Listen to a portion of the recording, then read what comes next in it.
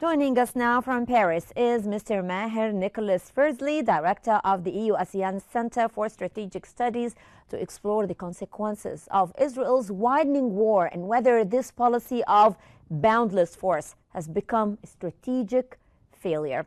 Thank you so much, Mr. Fursley, for joining us. And how would you characterize Israel's evolving military strategy since October 7th?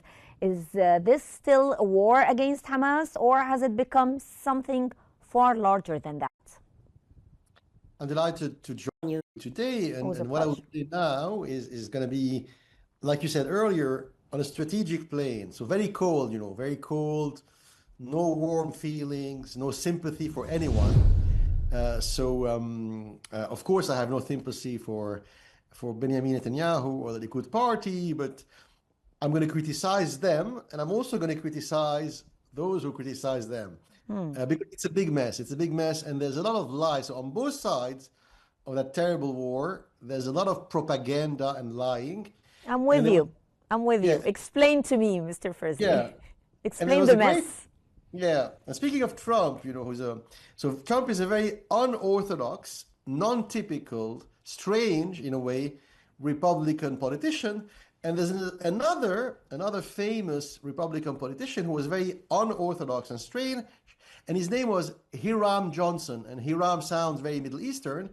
It's a Lebanese name, but Hiram Johnson was an American senator from California. He was a Republican, and he delivered a famous speech on the floor of the U.S. Senate at the end of World War I. And it's the first modern war where all governments used intensive propaganda machines to lie to their own people, right? And so Hiram Johnson said that truth is the first casualty of war. So the first person to die at the beginning of the war is truth. And it's exactly what's happening now. Of course, if we go to Israel and if we look at the world with Israeli eyes, I think the mistake that Netanyahu is making is not to bomb Qatar, right? In my view, once again, a very cold, rational perspective. Maybe bombing Qatar was good. Maybe bombing the local headquarters of Hamas, blah blah blah, in downtown Doha was smart. So for me, it's not the mistake he made, right? Explain to me that part. Explain it to me, please. Another big mistake, and the mistake he made is so you mean that was a minor mistake, but there is a bigger one? Yeah, exactly. Okay. Exactly. So people are focusing, Gulf Arabs, Qataris, the UN, right? The United Nations, Europe, they're focusing on that. And once again, to me, it's a minor issue. And it may be on a certain plane, if you look at the world with Israeli eyes, it may be a legitimate target, bombing the Hamas headquarters in Doha. Let's put it aside. There's a bigger mistake that Netanyahu is making. Okay. And it's a loss of strategic focus and a loss of the proper time frame of a war. So all confrontations should have a beginning, a middle, and an end, right? And an objective. If there's no end game, and this is the big problem Israel has, if there is no if even themselves, right, don't have in their own mind Israeli What's the objective? Military planners, what is the end game here? How does the end of the story, the end of the war, how does it look? They don't even know. So of course, when they don't know, they lie, right? Propaganda, and so they're lying. And there's another mistake. The time frame is too long. It's far too long. It's going to have long-term negative consequences on the Israeli economy, on the trust in Israel. And once again, if you like Israel, if you're an Israeli politician, you should not do that. There is a bigger mistake. It's the loss of focus. So in strategy, in military strategy, the key word is focus. So what is the target? What is the objective? So the time frame is wrong, but there's something even more wrong than that long time frame is they don't even know what is the focus, right? So when you wage a war on multiple fronts, 2 fronts, 3 fronts, 5, 10 fronts, and you have no idea of what are the objectives and how the end game looks like, it's a recipe for disaster. And that's exactly where Israel is today. It's diluting its own strategic resources. And one last remark, if I may, I think Yes. it has to do with the trauma of October 7, right? So what happened in October 7 destabilized Israel at a cultural, at a deep, it goes beyond politics, and it's much deeper than military strategy. It's cultural. It was a cultural shock. What happened? Do you think that Israel is trying to show off as a mighty power in the region, trying to send messages to regional players? I'm not sure, like Turkey, Jordan, who are now within the range of potential strikes.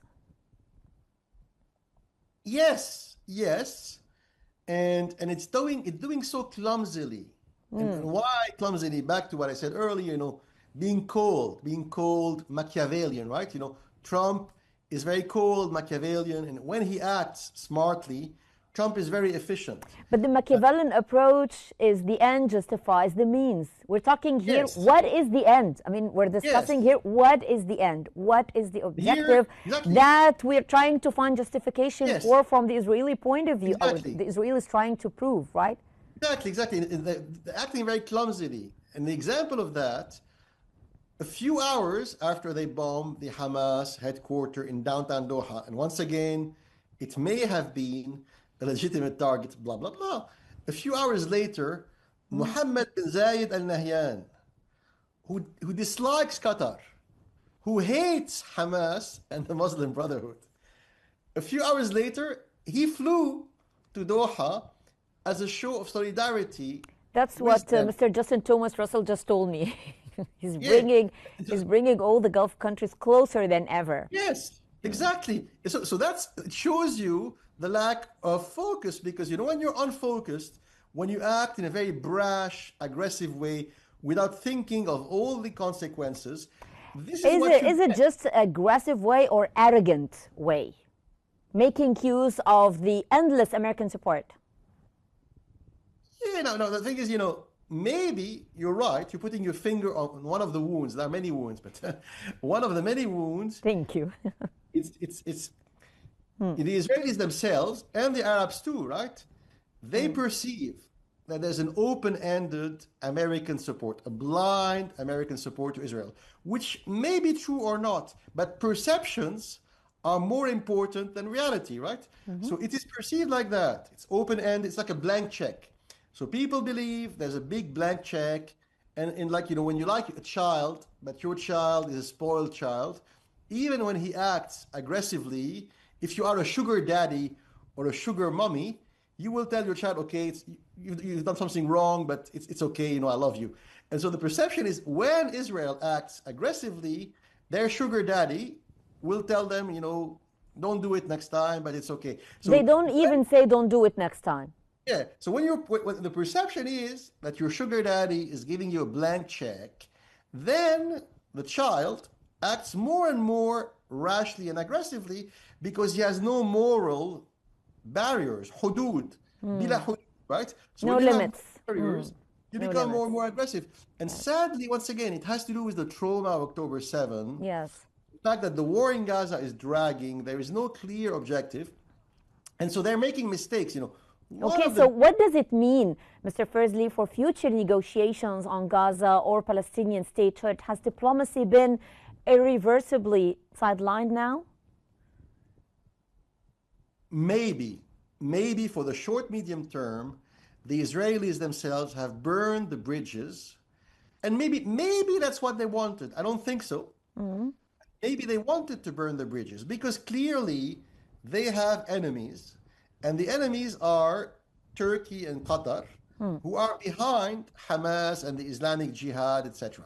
And so when you have enemies like that, you should focus on them with a long-term strategy. It doesn't mean bombing Istanbul or Doha, right?